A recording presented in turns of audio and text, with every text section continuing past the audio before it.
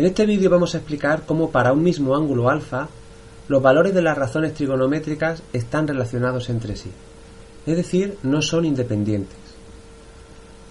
Va a ser posible además, si nos dan como dato una de las razones trigonométricas de un ángulo, pues va a ser posible calcular las restantes usando las fórmulas que ahora vamos a explicar.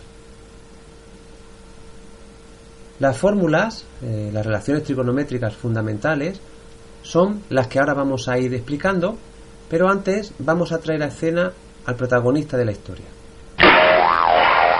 Bien, aquí tenemos el triángulo rectángulo que ha entrado de una forma un poco impetuosa. Vamos a por la primera fórmula. La primera fórmula nos dice que la tangente de un ángulo alfa es igual al resultado de dividir el seno del ángulo alfa entre el coseno de ese mismo ángulo alfa. Nosotros debemos interpretar todas estas fórmulas en el sentido de cómo están relacionadas entre sí las razones trigonométricas. Por ejemplo, en esta fórmula vemos que hay una relación entre estas tres razones, de manera que si por ejemplo conocemos dos de ellas, pues podemos calcular la tercera. Si nos dieran el seno y el coseno del ángulo alfa, simplemente dividiéndolas, pues tendríamos la tangente. Pero también es posible, por ejemplo, calcular el seno del ángulo si conocemos la tangente y el coseno, o calcular el coseno del ángulo si conocemos el seno y la tangente. No queremos complicar mucho el formulario, pero vamos a ver cómo puede hacerse, por ejemplo, si nosotros despejamos de aquí el seno pasando el coseno al primer miembro, tal y como vemos ahí, pasaría el coseno al primer miembro multiplicando, pues tendríamos que la tangente del ángulo por el coseno nos daría el seno, de manera que si conociéramos la tangente y el coseno, pues podríamos hallar el seno. De aquí mismo, si pasamos la tangente al otro miembro dividiendo, tendríamos que el coseno del ángulo alfa lo podríamos hallar a partir del seno y la tangente. Ya digo que lo importante de esta fórmula es comprender cómo las tres razones trigonométricas están relacionadas entre sí, de manera que conociendo dos de ellas podemos calcular la tercera. La segunda fórmula trigonométrica, la segunda relación trigonométrica fundamental, nos dice lo que tenemos ahí.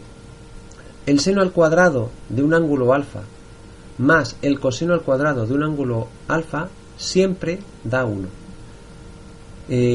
Vamos a explicar con una pequeña nota qué significa eso de seno al cuadrado del ángulo.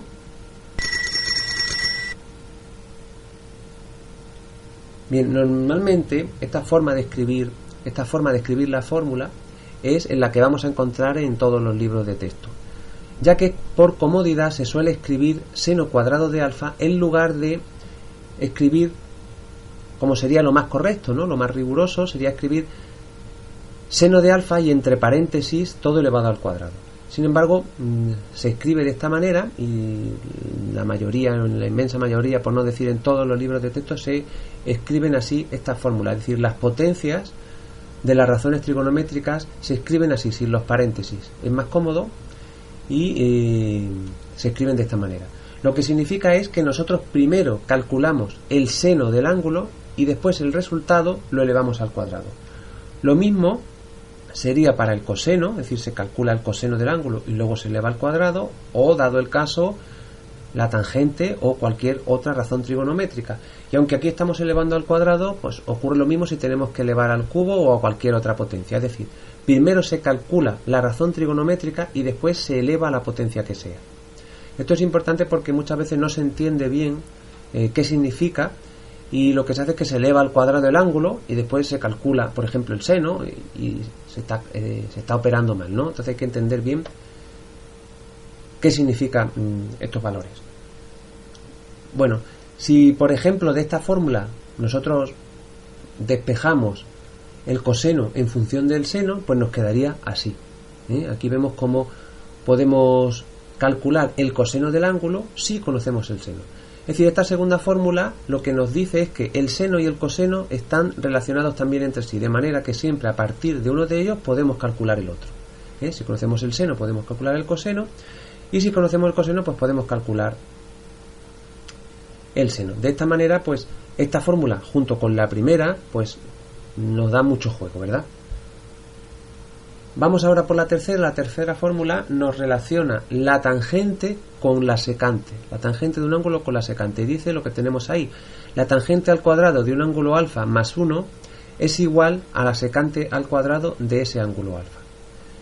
No vamos a escribir más fórmulas en el sentido de despejar una en función de la otra para no complicar más este formulario.